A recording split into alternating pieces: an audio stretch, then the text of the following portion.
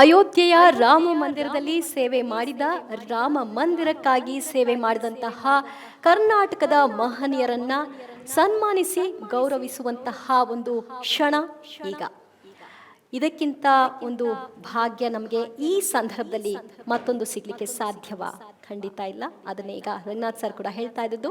ಇದಕ್ಕಾಗಿ ಅವ್ರನ್ನ ಸನ್ಮಾನಿಸಲಿಕ್ಕೆ ಅತಿಥಿಗಳನ್ನು ಕೂಡ ನಾನು ಬರಮಾಡ್ಕೊಳ್ತೀನಿ. ಮೊದಲನೇದಾಗಿ ನಾನು ಇವರ ಪರಿಚಯವನ್ನ ನಾವು ವಿಟಿಯಲ್ಲಿ ನೋಡಿದ್ವಿ.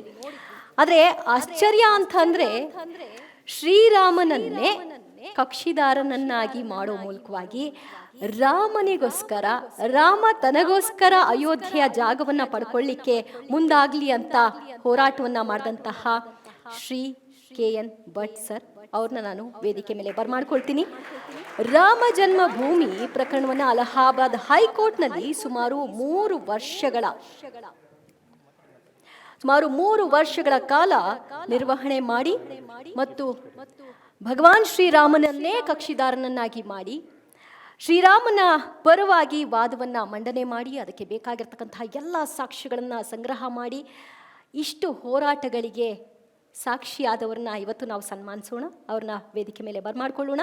ಇವರನ್ನ ಸನ್ಮಾನಿಸ್ಲಿಕ್ಕಾಗಿ ಗೌರವಿಸ್ಲಿಕ್ಕಾಗಿ ನಾನು ವೇದಿಕೆ ಮೇಲೆ ಬರಮಾಡ್ಕೊಳ್ತೀನಿ. ಸಂಸದೀಯ ವ್ಯವಹಾರಗಳ ಸಚಿವರು, ಗಣಿ ಮತ್ತು ಕಲ್ಲಿದ್ದಲು ಸಚಿವರಾಗಿರ್ತಕ್ಕಂತಹ ಶ್ರೀ ಪ್ರಹ್ಲಾದ್ ಜೋಶಿ ಸರ್, ಪಬ್ಲಿಕ್ ಟಿವಿಯ ಮುಖ್ಯಸ್ಥರಾಗಿರ್ತಕ್ಕಂತಹ HR ರಂಗನಾಥ್ ಸರ್ ಅವರನ್ನ ವೇದಿಕೆ ಮೇಲೆ ಕರೆದು ತರ್ತಾ ಇದ್ದಾರೆ. ಮತ್ತು ಲಹರಿ ಸಂಸ್ಥೆಯ ಮುಖ್ಯಸ್ಥರಾಗಿರ್ತಕ್ಕಂತಹ ಮನೋಹರ್ ನಾಯ್ಡು ಸರ್, ತಮ್ಮ ಮೂವರನ್ನು ಕೂಡ ನಮ್ಮ ಮಹನೀಯರಿಗೆ ಗೌರವಿಸೋದಕ್ಕೆ ಬರಮಾಡ್ಕೊಳ್ತಾ ಇದ್ದೀನಿ.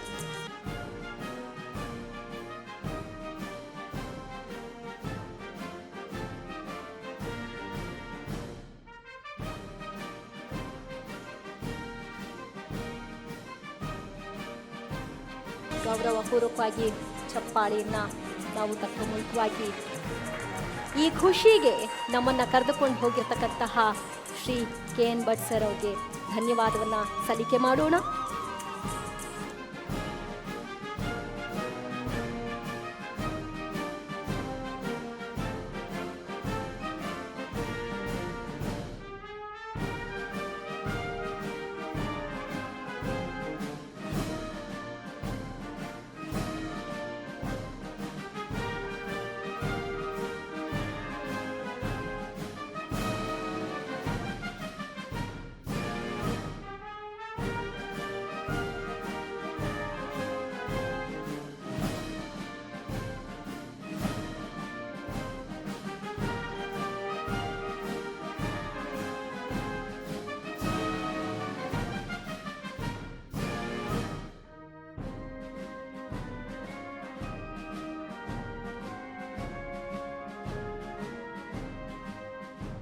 ಮೈಕ್ ಕೊಡ್ತೀವಿ. ಸಾರಿ. ಎಲ್ಲ ಸನ್ಮಾನಿತರು 2 ನಿಮಿಷ ಅವ್ರ ಭಾವನೆ ಹೇಳ್ತಾರೆ. ಎಷ್ಟು ನಿಮಿಷ?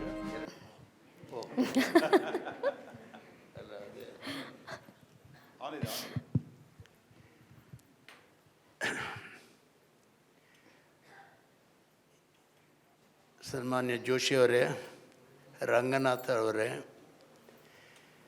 ನಮಗೆ 2 ದಿವಸ ಮಾತಾಡಿ ಅಂತ ಹೇಳಿದರೆ ನಾವು ಮಾಡುತ್ತೇವೆ, 2 ನಿಮಿಷದಲ್ಲಿ ಮಾಡಿ ಅಂತ ಹೇಳಿದರೆ ಮಾಡೋದಕ್ಕೆ ಕಷ್ಟ ಆಗ್ಬೋದು.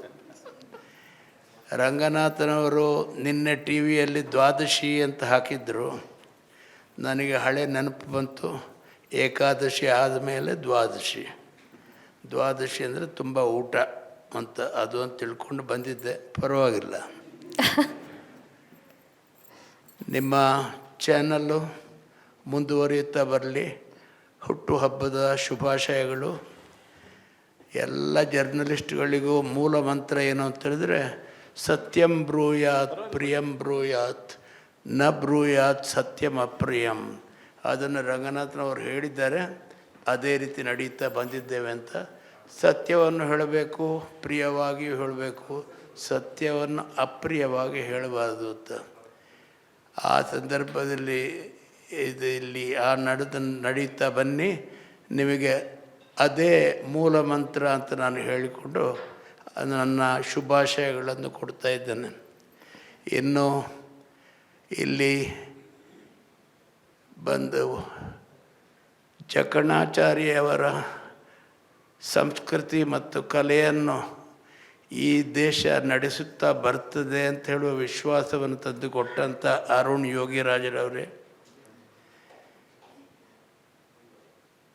ನಿಮ್ಮನ್ನು ಒಬ್ಬರನ್ನೇ ಮೇಲಿಡೋದಕ್ಕೆ ಬಿಡುವುದಿಲ್ಲ ಅಂತ ಹೇಳಿದ ಗಣೇಶ್ ಭಟ್ರೆ, ನಿಮಗೂ ತುಂಬ ಸ್ವಾಗತ, ಶುಭಾಶಯಗಳು. ನನ್ನ ವಯಸ್ಸಿನ ಮೇಲೆ ಹೇಳೋದಿದ್ದರೆ ಆಶೀರ್ವಾದ ಅಂತ ಹೇಳುವ ಹಕ್ಕಿದೆ ನನಗೆ.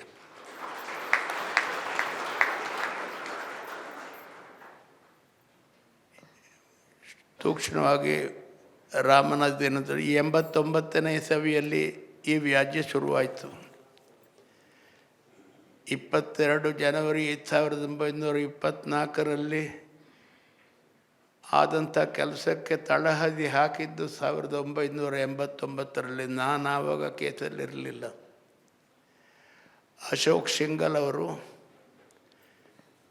ಅವರ ಜೊತೆಯಲ್ಲಿ ಅಲಹಾಬಾದ್ ಹೈಕೋರ್ಟ್ನ ನಿವೃತ್ತ ಮುಖ್ಯ ನ್ಯಾಯಾಧೀಶರಾಗಿದ್ದಂಥ ದೇವಕಿ ನಂದನ್ ಅಗರ್ವಾಲ್ ಅವರು ಸೇರಿ ಬಹಳ ಬುದ್ಧಿವಂತಿಕೆಯಿಂದ ಇದು ಶ್ರೀರಾಮನೇ ವಾದಿಯಾಗಿ ಮುಂದುವರಿಸುವಂಥ ಕೇಸನ್ನು ದಾಖಲು ಮಾಡಿದರು. ನಡೆಯುತ್ತಾ ಬಂತು. ಆವಾಗ ಹೆಚ್ಚಿನ ಪುರಾವೆಗಳೇನು ಸಿಕ್ಕಿರಲಿಲ್ಲ. ಆದರೆ ದೇವರು ಯಾವ ರೀತಿ ತಿರುವು ಕೊಡ್ತಾರೆ ಅಂತ ಹೇಳೋದಕ್ಕೆ ಸಾಕ್ಷಿ 62ನೇ ಇಸವಿಯಲ್ಲಿ ಡಿಸೆಂಬರ್ 6ಕ್ಕೆ ಮಸೀದಿ ಬಿದ್ದೋಯ್ತು. ಅದಾದಮೇಲೆ 1993ರಲ್ಲಿ ಸರ್ಕಾರ ಈ ಭೂಮಿಯಲ್ಲಿ ಕೆಳಗಡೆ ದೇವಸ್ಥಾನ ಇತ್ತೋ ಇಲ್ವೋ ಅಂತ ಹೇಳೋದನ್ನು ಸುಪ್ರೀಂ ಕೋರ್ಟ್ ತಿಳಿಸಬೇಕು ಅಂತ ಹೇಳಿದರು. ಸುಪ್ರೀಂ ಕೋರ್ಟ್ ನಾನು ಮಾಡೋದಿಲ್ಲ, ಹೈಕೋರ್ಟಿಗೆ ಕಳಿಸಿದರು. ಹೈಕೋರ್ಟಲ್ಲಿ 2002ನೇ ಇಸವಿಯಲ್ಲಿ ಹೈಕೋರ್ಟ್ ಕೂಡ ಇಲ್ಲಿ ಭೂಮಿಯನ್ನು ಇದು ಆರ್ಕಿಯಾಲಜಿಕಲ್ ಸರ್ವೆಯವರು ನಿರ್ಣಯ ಮಾಡಬೇಕು ಅಂತೇಳಿ ಹೇಳುವಾಗ ಮುಸ್ಲಿಮರು ತುಂಬ ಸಂತೋಷವಾಗಿದ್ದರು. ಹಿಂದೂಗಳಲ್ಲಿ ಕೆಲವು ವರ್ಗ ಸ್ವಲ್ಪ ಅಷ್ಟಕ್ಕಷ್ಟೇ ಒಂದು ವೇಳೆ ಅಲ್ಲಿ ಇರಲಿಲ್ಲ ಅಂತಾದರೆ ಏನು ಮಾಡೋದು? ಆವಾಗ ನಾವು ಹೇಳಿದ್ದೆಲ್ಲ ತಪ್ಪಿ ಹೋಗುತ್ತಲ್ಲ ಅಂತ. ಆ ಸಂದರ್ಭದಲ್ಲಿ ರಾಮ ಜೋಯಿಸರು ಅಂತ ಇಲ್ಲಿದ್ದರು, ಇಲ್ಲಿ ನ್ಯಾಯಾಧೀಶರಾಗಿ. ಆವಾಗ ಅವರು ಜಾರ್ಖಂಡದ ಗವರ್ನರ್ ಆಗಿದ್ದರು. ನನ್ನ ಹತ್ರಕ್ಕೆ ಸುಪ್ರೀಂ ಕೋರ್ಟಿಗೆ ಅಪೀಲ್ ಮಾಡಬೇಕು, ಹೈಕೋರ್ಟ್ ಇಲ್ಲಿ ASI ಅವರು ಬಂದು ತನಿಖೆ ಮಾಡಬೇಕು ಅಂತ ಹೇಳಿದ್ದಕ್ಕೆ ಅದರ ವಿರುದ್ಧ ಅಪೀಲ್ ಮಾಡಬೇಕು ಸುಪ್ರೀಂ ಕೋರ್ಟಿಂದ ನನ್ನ ಹತ್ರಕ್ಕೆ ಬಂದರು. ನಾನು ಖಂಡಿತ ಮಾಡಬೇಡಿ ಅಂತ ಹೇಳಿದೆ. ಅಲ್ಲಿ ಈ ಕೇಸಿಗೆ ನನ್ನ ಪ್ರವೇಶ ಆಮೇಲೆ ನಡೀತಾ ಬಂತು. ಅದರಲ್ಲಿ ಕೊನೆಗೆ ಅಲ್ಲಿರುವ ಅಯೋಧ್ಯೆಯಲ್ಲಿ ನಡೆಸುತ್ತಾ ಲಕ್ನೋದಲ್ಲಿ ನಡೀತಾ ಇದ್ದ ವ್ಯಾಜ್ಯಕ್ಕೆ ನಾನು ಡೆಲ್ಲಿಯಿಂದ ಹೋಗಿ ಬರೋದು ಸ್ವಲ್ಪ ಕಷ್ಟ ಅಂತ ಹೇಳಿದೆ. ಆದರೆ ಅದರಲ್ಲಿ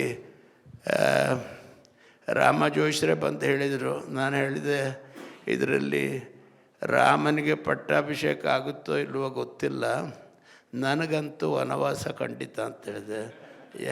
ಯಾಕೆಂತಂದರೆ ಡೆಲ್ಲಿಯಿಂದ ಲಕ್ನೋಕ್ಕೆ ಹೋಗ್ತಾ ಬರ್ತಾ ಇದ್ದರೆ ನನ್ನ ಸುಪ್ರೀಂ ಕೋರ್ಟಲ್ಲಿರುವ ನನ್ನ ವ್ಯವಹಾರ ಎಲ್ಲ ನಿಂತೋದಿತ್ತು ಅಂತ ಹೇಳುವಂಥದ್ದು. ಹೆಚ್ಚು ಕಡಿಮೆ ಅದೇ ಥರ ಆಗಿತ್ತು ಕೂಡ. ರಾಮ ಜೋಯಿಸರು ಬಂದು ಹೇಳಿದರು, ಮೊದಲು ವನವಾಸ ಆಮೇಲೆ ಪಟ್ಟಾಭಿಷೇಕ ಅಂತ ಹೇಳಿದರು. ನನಗೆ ವನವಾಸ ಆಗಿತ್ತು, ಪಟ್ಟಾಭಿಷೇಕ ಆಗಲಿಲ್ಲ. ಕೊನೆಗೆ ಒಂದೇ ಒಂದು ಪ್ರಾರ್ಥನೆ, ನಮ್ಮ ಶಿಲ್ಪಿಗಳು ಮಾಡಿದಂಥ ಕೃತಿಗಳು ಶತಮಾನ ಇರಬಹುದು ಅಂತ ಆಶಿಸುತ್ತೇನೆ. ಈ ಅಯೋಧ್ಯೆಯ ಚರಿತ್ರೆ ನಾಶ ಆಗಿ ಹೋಗ್ತದೆ. ದಿನದಿಂದ ದಿನಕ್ಕೆ ಇದನ್ನು ಸರಿಯಾಗಿ ಬರೆದಿಡದಿದ್ದರೆ ನಮ್ಮ ಮುಂದಿನ ಪಾಳಿಗೆಯ ಮಕ್ಕಳಿಗೆ ಚರಿತ್ರೆ ಏನು ಹೇಳಿಕೊಡ್ತಾರಂತ ಗೊತ್ತಿಲ್ಲ. ಉದಾಹರಣೆಗೆ ಬಹುಶಃ ಜೋಶಿಯವರು ನಾವೆಲ್ಲ ಓದಿದ್ದೇವೆ, ಮೊಘಲರೆಲ್ಲ ಭಾಳ ಧರ್ಮ ನಿರಪೇಕ್ಷಿತರು, ಹಿಂದೂಗಳಿಗೆ ಬಹಳ ಉಪಕಾರ ಮಾಡ್ತಾಯಿದ್ರು ಅಂತೆಲ್ಲ ನಾವು ಓದಿದ ಕಥೆ ಅದು. ಹೈದರಾಲಿ ಟಿಪ್ಪು ಸುಲ್ತಾನ್ ಸ್ವಾತಂತ್ರ್ಯ ಹೋರಾಟದವರು ಅಂತ ನಾವು ಓದಬೇಕಾದ ಚರಿತ್ರೆ. ನಾಳೆ ಇದನ್ನು ಹೀಗೆ ಬಿಟ್ಟರೆ ಬಾಬರ್ನ ಹೇಳಿಕೆಯ ಮೇಲೆ ಮೀರ್ ಬಾಕಿ ದೇವಸ್ಥಾನವನ್ನು ಜೋಪಾನವಾಗಿ ಇಟ್ಟುಕೊಂಡಿದ್ದ ಅಂತ ಕತೆ ಬರೆದಾರು. ಆ ಥರ ಬರಬಾರ್ದು.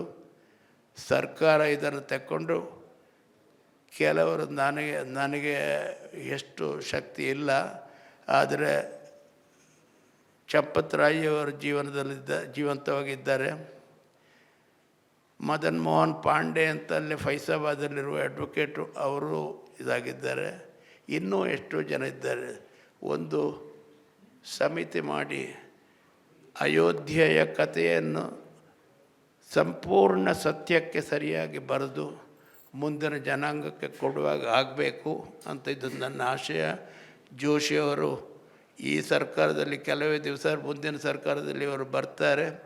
ಆಗ ಬಂದಾಗ ಇದನ್ನೊಂದು ಒಂದು ಮೂಲ ಇದಾಗಿ ತೆಕ್ಕೊಂಡು ಎಲ್ಲ ಭಾಷೆಗಳಲ್ಲೂ ಇದನ್ನು ಅದರ ಟ್ರಾನ್ಸ್ಲೇಷನ್ ಮಾಡಿ ಎಲ್ಲ ಮುಂದಿನ ಜನಾಂಗದ ಮಕ್ಕಳು ಅಯೋಧ್ಯೆಯ ವಿಷಯ ಏನು ಅಂತ ತಿಳಿಯುವಂಥದ್ದು ಆಗಬೇಕು.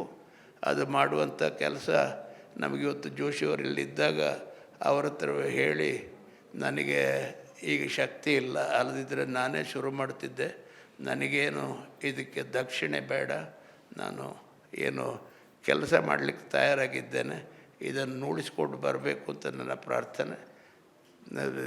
ನನ್ನನ್ನು ಇಲ್ಲಿ ಕರೆಸಿದ್ದಕ್ಕೆ ರಂಗನಾಥ್ ಅವರಿಗೆ ಮತ್ತು ನಿಮ್ಮ ಸಂಸ್ಥೆಗೆ ಭಾಳ ಆಭಾರಿಯಾಗಿದ್ದೇನೆ.